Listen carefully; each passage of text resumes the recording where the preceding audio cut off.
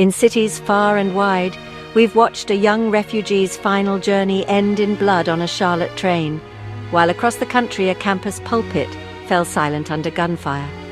Borders flare with new skirmishes, ships are struck on distant seas, and world leaders boast of nuclear might as refugees hunger and homes burn.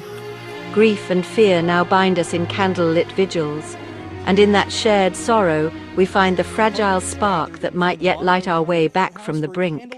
This week shattered my faith in basic decency. Two innocents, one a young Ukrainian refugee, the other a conservative campus speaker, were brutally murdered for reasons that still defy understanding.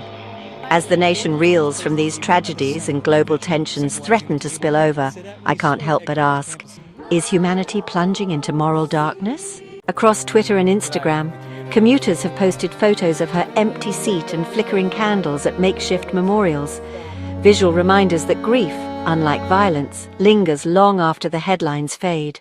My heart bleeds with painful aches for these poor innocent souls whose lives were cut short unnecessarily. I shudder for the world. What kind of deep darkness is enveloping the earth? A refugee's final commute in Charlotte.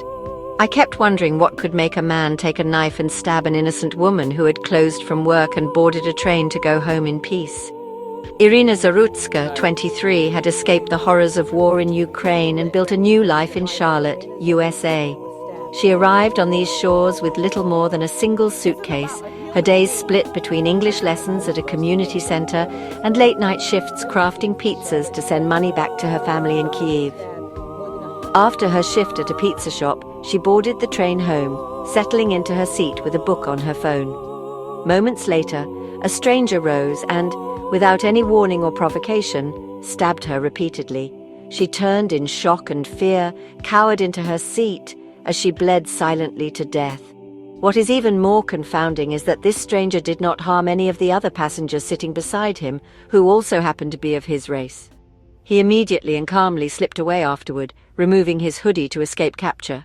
In the space of seconds, her journey to safety became her final commute. We must ask, why did no one intervene?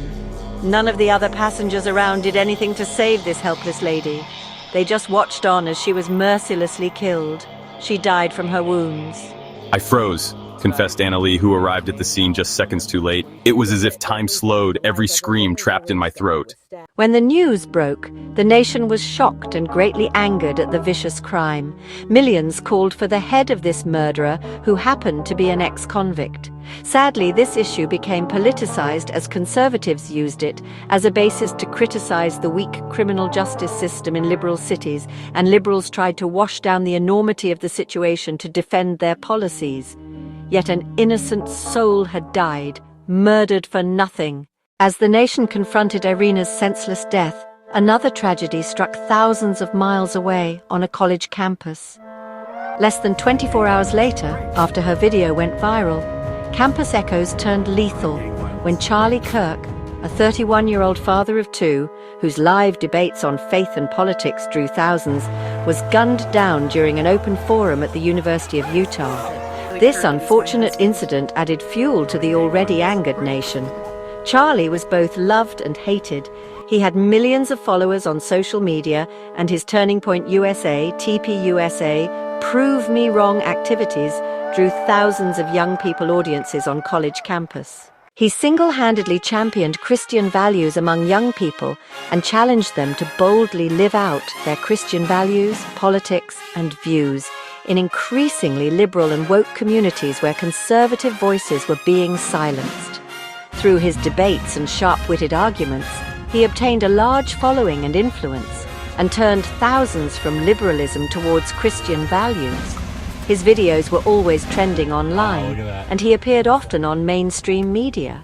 Through his TPUSA group, he helped President Trump get re-elected in 2024. Hence, his death sent shockwaves through the nation.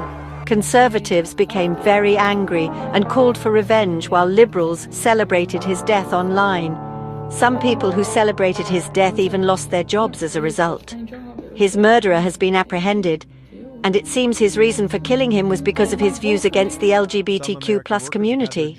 These twin tragedies have ripped apart the center of our national conversation, leaving conservatives demanding accountability and progressives warning of dangerous scapegoating. The ruling conservatives are trying to use this event to crack down on liberals, leading to a pushback and protests. For instance, the government has used crime as a reason to send immigration officers, ICE, to cities such as Washington, D.C., Chicago, New York, and Los Angeles to combat crimes by illegal aliens. This has led to fear and apprehension among the immigrant community, with some South Koreans being detained at a Hyundai manufacturing plant in Georgia. This incident caused an uproar in South Korea and threatened to break the love and harmony existing between South Korea and the USA, as these workers were treated like prisoners. In Georgia, mothers at a Hyundai plant recounted how officers entered their halls at midnight, handcuffing Korean co-workers who had come to build American cars. Read first-hand reports of terrified workers handcuffed at dawn in Brunswick, Georgia. Detained Hyundai workers speak out. From Caracas to Qatar. Beyond America's borders, unilateral strikes and diplomatic breaches are ratcheting up tensions that threaten to ignite fresh conflicts. The U.S. military carried out an air and sea strike against a Venezuelan boat in the southern Caribbean for allegedly carrying narcotics. Venezuela vehemently denies this and calls it a breach of international law and threatens to retaliate. In the Middle East, Israel also attacked Hamas leadership in a building in Doha, Qatar, while a peace effort was being mediated by Qatar. This is an unprecedented strike in Qatar, as Qatar has never been attacked by Israel before. While this was condemned by the international community as a breach of Qatar's sovereignty, Israel felt no remorse and has even threatened to strike again if the Hamas leadership are not wiped out of Qatar. These actions are making the Middle East very unstable, especially as the Gaza war is still ongoing and Israel is determined to destroy Gaza City and rid Gaza of Hamas. Although the world has largely forgotten about the war in Gaza, it is still destroying thousands of lives through displacement, starvation, disease outbreaks, and missile strikes. Will there ever be an end to this war? Will the people of Gaza ever have peace? How long will they have to go through this war zone situation while the world looks away? How long will the people of Ukraine continue to suffer from Russian missiles? Will there ever be an end? Indeed, it seems to be escalating even across Ukrainian borders, as dozens of causing drones were recently fired from Russia into Poland, a NATO member.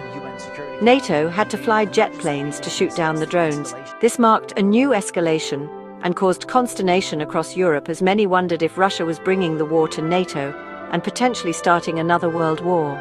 These recent cross-border escalations came on the back of the recent 5-day border war, July 24, 28, 2025, between Thailand and Cambodia, in which 43 people died and more than 300,000 were displaced. This fear of a global conflict was further advanced when China recently showed off hundreds of different nuclear-capable war systems, weapons, machines, and soldiers for its Beijing's Victory Day parade. They revealed the first-ever public nuclear triad: air, sea, and land-launched nuclear systems, a stack of hypersonic and anti-ship missiles, new drones above and below the sea, counter-drone lasers, microwaves, and next-generation ground forces. This show-off was obviously made to instill pride in the citizens and stoke fear in the world that China is ready to fight any enemy that tries to stop it from its expansion aims.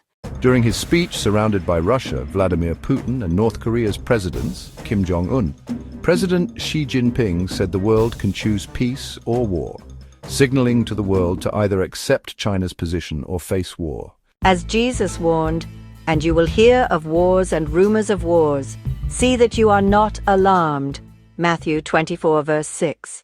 These events seem to be pushing the world towards a global conflict, and many people are understandably afraid. This fear is at least forcing many people in Poland to sign up for military service and turning the attention of millions more towards the Bible, particularly when coupled with ongoing natural disasters such as the recent earthquake in Afghanistan, wildfires in Iberia and Spain, and flooding in the Himalayas region, China, and Bali. Indeed, one pastor in South Africa is currently making waves globally by prophesying that Jesus will return and there will be a rapture on September 23rd to 24, 2025. This prophecy is causing widespread fear and apprehension globally, forcing many pastors to come out to debunk it as falsehood. Indeed, even major newspapers have carried the story. Whereas the Bible has prophesied about such international wars and escalating violence, it has also forewarned about the rise of false prophets. Hence, all these events should be beacons to us that the world is in a precarious state and may spiral downward further if God does not intervene. Will things get better or worse? Only God will know and can determine. We can only pray for His intervention and grace, lest we destroy ourselves as the people of Noah's day or Lot's day did. May heaven have mercy on us all.